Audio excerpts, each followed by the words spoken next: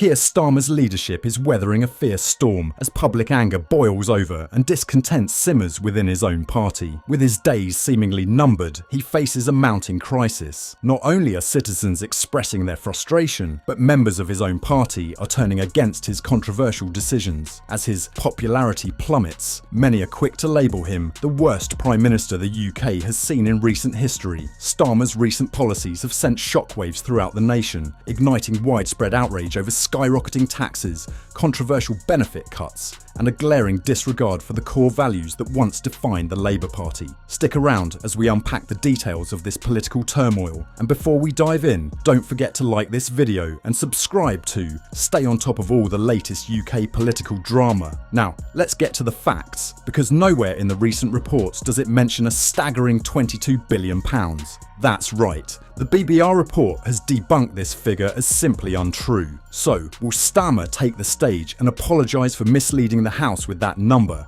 Because it certainly doesn't justify the £40 billion tax increases, the largest in any budget in history. Last week's Prime Minister's questions saw Starmer struggling to defend his government's policies under the harsh spotlight. His own words echoed back at him, a stark reminder of how much public support he's lost. Starmer and Rachel Reeves claimed that their plans didn't require tax hikes beyond what was laid out in their manifesto. Yet, the evidence suggests otherwise. All the pre-briefing points to massive tax increases on the horizon, contradicting their election promises and leaving many feeling misled. His government, just a few months in, is quickly gaining a reputation for being out of touch with the very people it vowed to serve. Let's talk about the disastrous budget and economic plan that has left pensioners, families, and working class individuals struggling to make ends meet. Until Starmer is no longer in number 10, we are in serious trouble. He has misled the public, acted disproportionately during civil unrest, and is now introducing blasphemy laws. Starmer went on a crusade against the tax policies of the previous Conservative government, promising relief for the working class. But in a shocking twist, his own tax policies have imposed even greater strain on ordinary Britons. Taxes are rising across the board,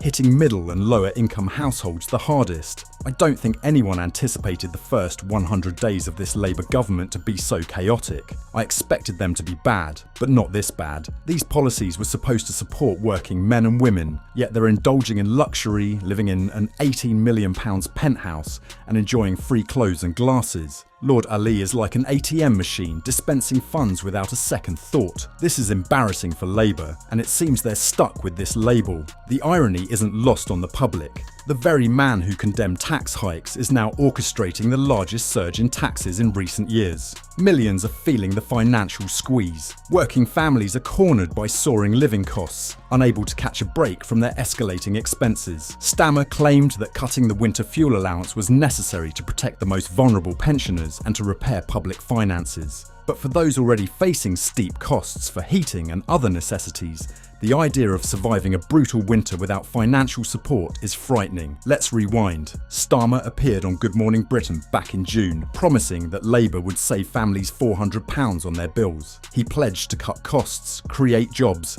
and ensure energy security. Last year, he lambasted the Tories for even considering cuts to the winter fuel payments for pensioners. Yet now, he's taken the very payments that thousands rely on, leaving them feeling abandoned and betrayed. Advocacy groups are up in arms, condemning the policy as cold-hearted, a stark contrast to Labour's historical commitment to protecting the vulnerable. Starmer's decision to maintain the two-child benefit cap, a policy he once opposed, has further alienated families who feel betrayed by the party that was supposed to stand up for them.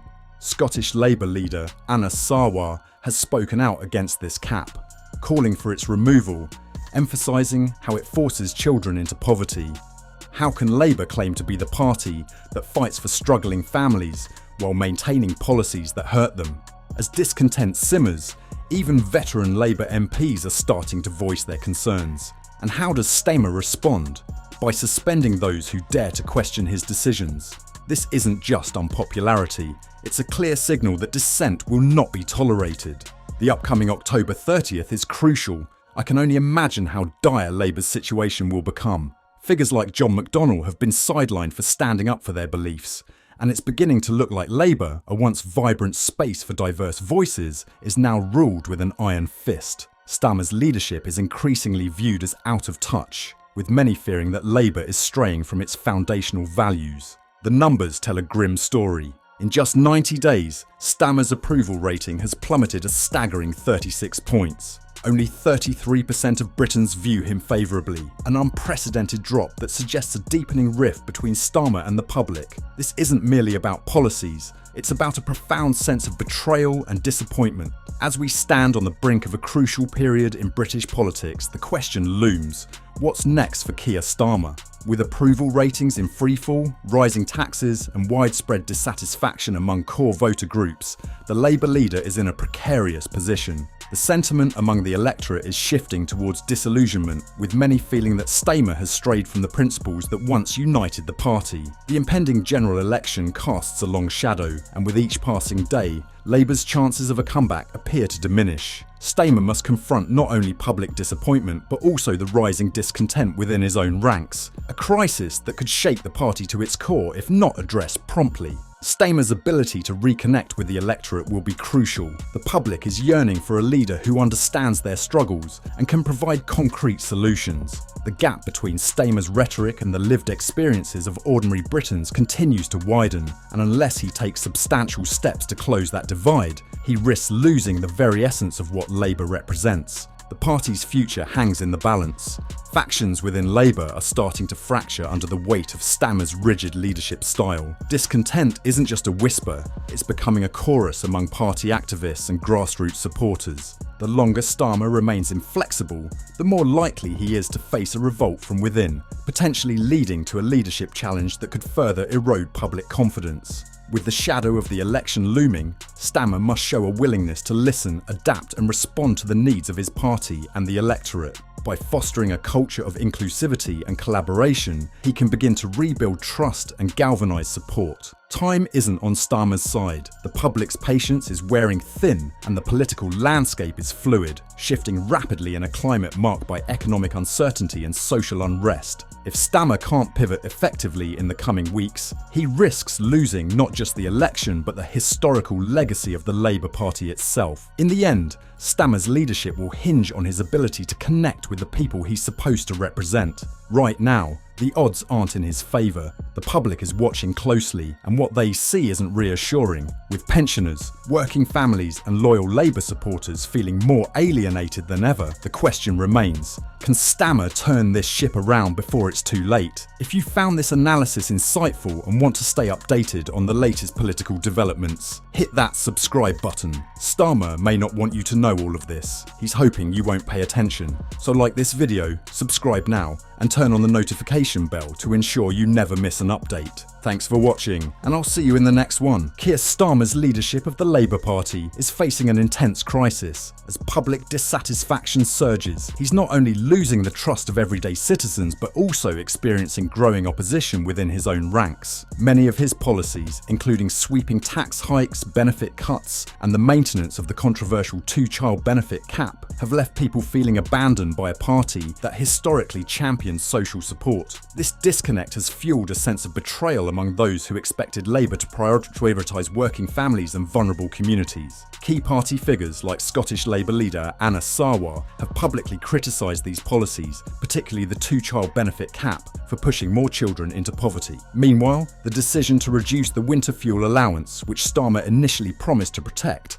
has sparked alarm, especially for pensioners and low-income families struggling with rising heating costs. Advocacy groups are condemning these measures, painting a picture of a Labour government that seems increasingly detached from its core values. Within the party, tension is growing. Long-time members and prominent MPs such as John McDonnell have been sidelined or even suspended for questioning Starmer's approach, creating a perception that dissent is being stifled. Labour, once a space for diverse voices and open debate, now seems dominated by a top-down leadership style that critics argue is more about control than collaboration. This internal discord, coupled with Starmer's plummeting approval ratings, a 36-point drop in just 90 days, suggests that the party's unity and vision are at risk. Publicly, Starmer's policies have had a rocky start. His tax policies, once aimed at easing the burden on working families, have instead increased it, sparking widespread frustration. Reports reveal that Labour's economic plans may include even more tax increases than initially promised,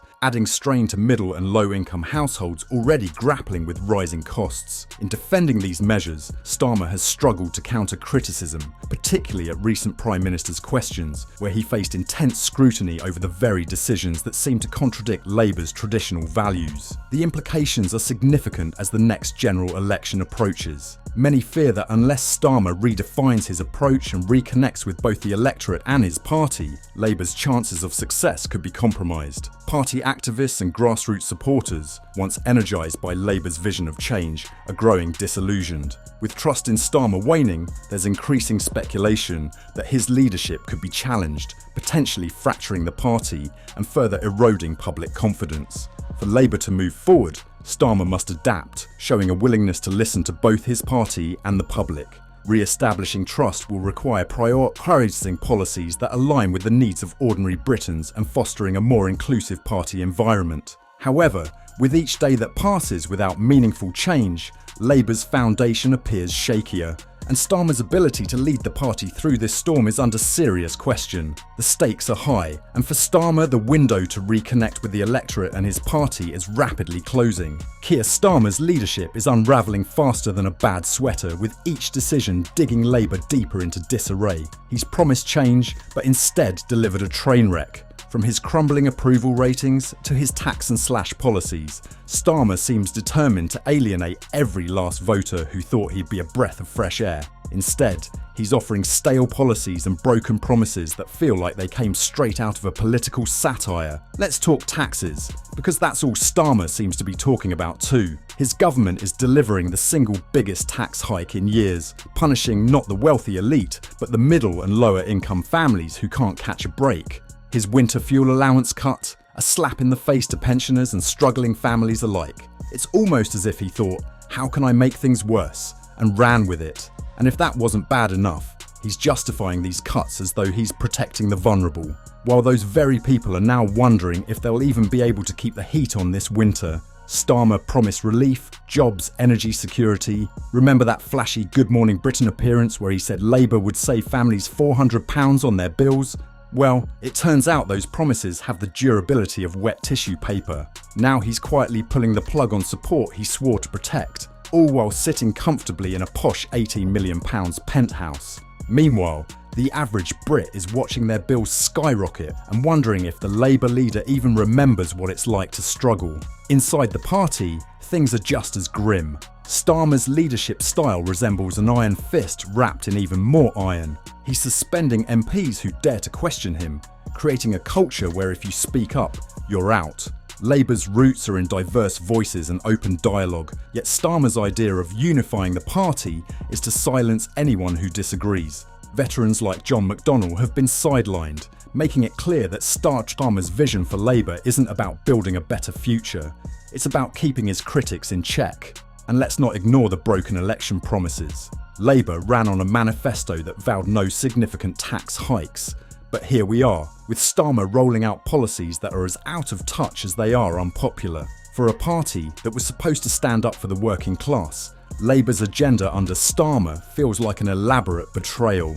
And with every day that passes, the approval ratings reflect that betrayal, dropping faster than Starmer can deliver excuses. With the general election on the horizon, Labour's chances are slipping. People are fed up, disillusioned, and ready to look anywhere else for leadership. If Starmer doesn't do an about-face soon, his legacy could very well be the swiftest fall from grace in Labour history. But right now, he's digging Labour's grave with every policy, every tax, and every suspended voice within his own ranks.